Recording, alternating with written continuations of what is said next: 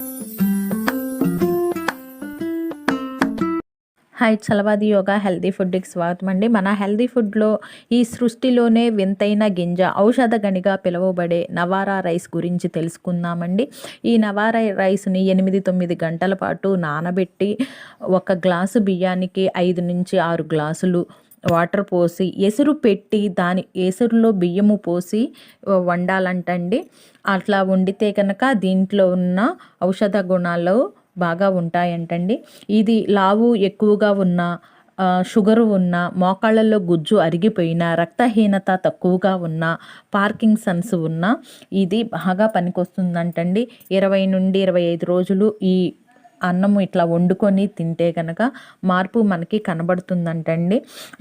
అంతేకాకుండా ఇది మనం వడ్ల నుంచి మొలక రావటం చూస్తాం కండి, కానీ ఇది బియ్యం నుంచే మొలక వస్తుందంటండి. సగానికి ఇరిగిపోయిన బియ్యం నుండి కూడా మొలక వస్తుందంటండి.